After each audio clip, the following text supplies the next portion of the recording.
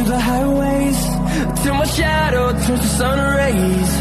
And on we'll go, through the wastelands, through the highways. And on we'll go.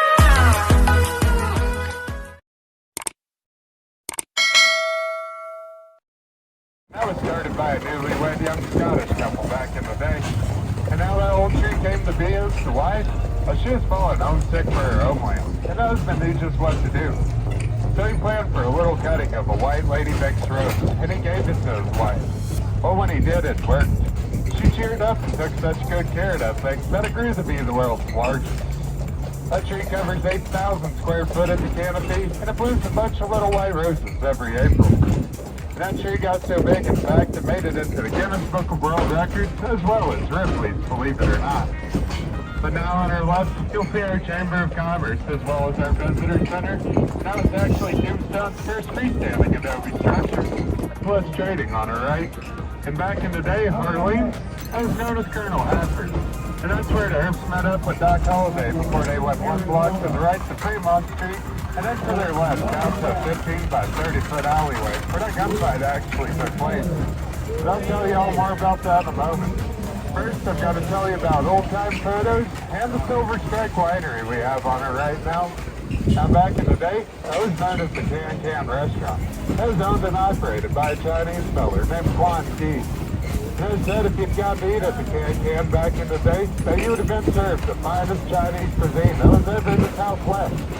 And Mr. Quan Ki, he was such a love person here in Tombstone that when he died at his business in Boat South Douglas, like the Ravens here, well, they gathered up and they brought Quan Ki back to be buried here in Tombstone's Boot Hill.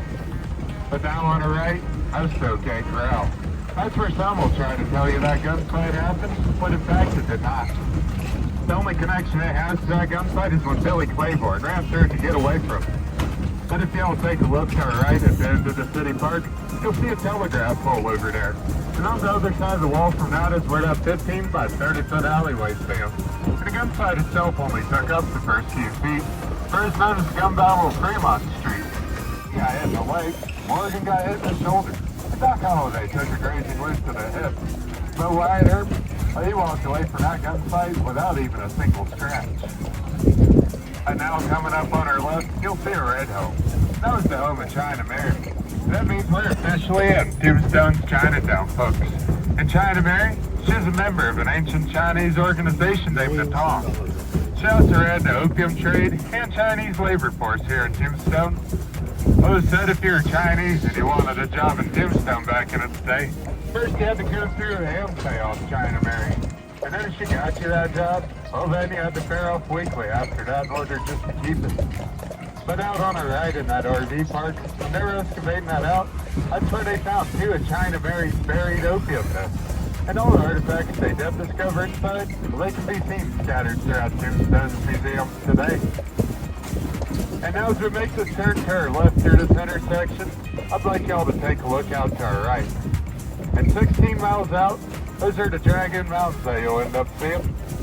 Those on top of those very formations out there, where Apache War Chief Cochise used to scout out across the desert. And what he was mainly looking for was dust trails coming from Fort Huachuca. But if you'd seen those dust trails coming from there, well, he knew the U.S. Army was on its way, and they could plan out their raids and attacks accordingly from up there.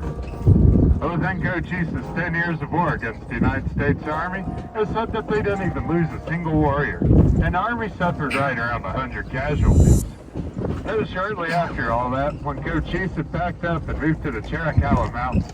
That's where his health caught up with him and he did die.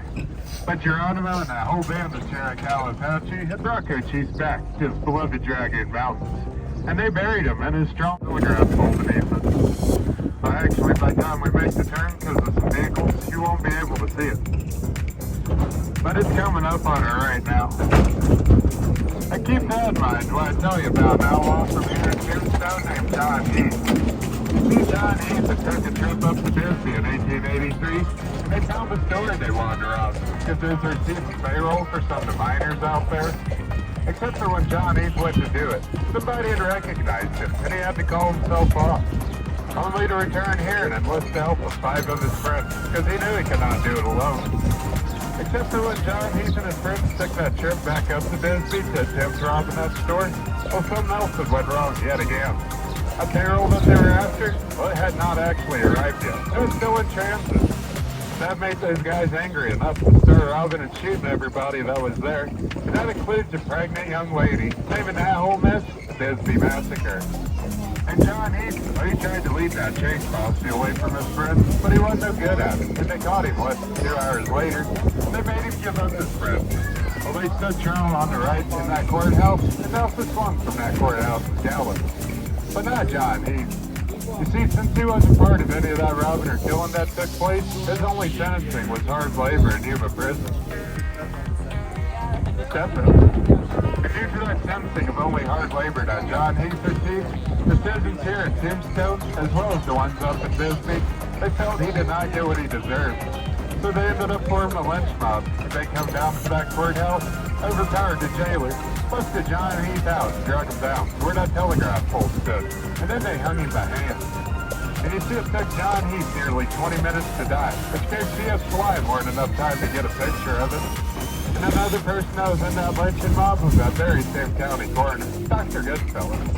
Well, Doc Goodfellow, he had a good sense of humor. He wrote down on John Heath's death certificate that he died of asphyxiation of the lungs, caused by high altitude and or strangulation. And you can see that picture of John Heath hanging up next to his death certificate in the courthouse. But now I'll tell you all about our town's founder. He's the one that has a statue in the city park. But his name is Edward Lawrence Shefflin. And Mr. Shefflin is a scout for that cavalry out on Fort Huachuca for a while. It was in 1875 when he told the Army that he was coming out to the hills of Goose Flats to do a bit of prospecting. That's when they looked at him and said, "Ed, when did you lose your mind? You already know about them hostile Apache out there, and the only stone you'll ever find and meet, well, that'll be your very own tombstone." But that didn't stop Mr. Shefflin, though. Step out.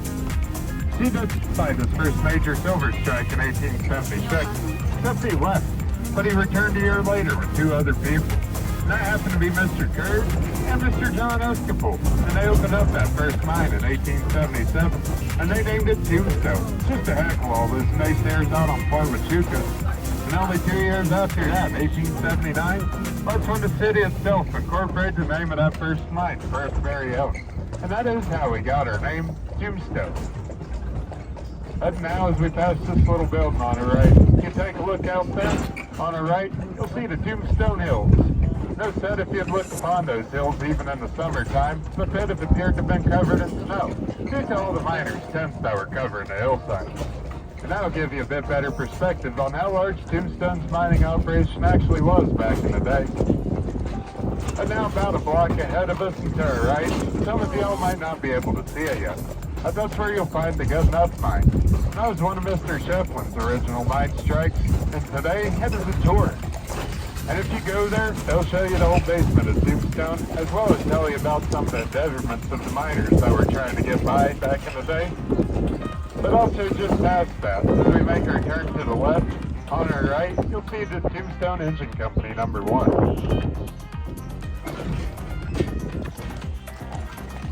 By now, that was actually Tombstone's first fire company.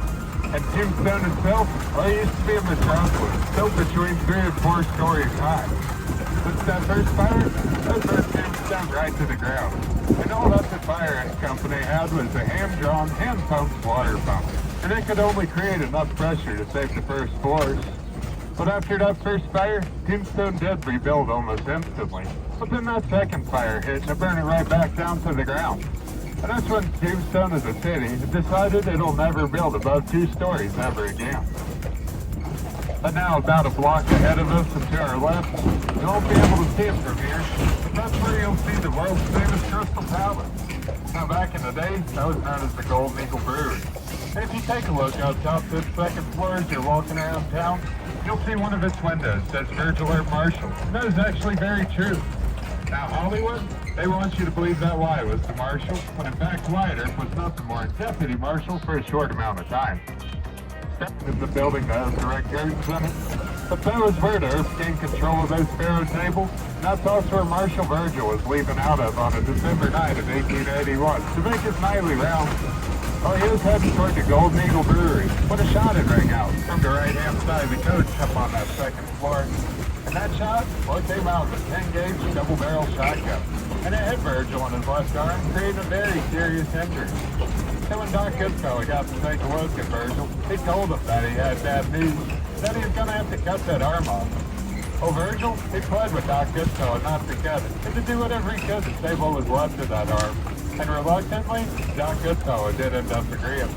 But 2 hours after he did, he had pulled 4 inches of bone, as well as all that buckshot out of Virgil, and he patched him up and sent him out on his way.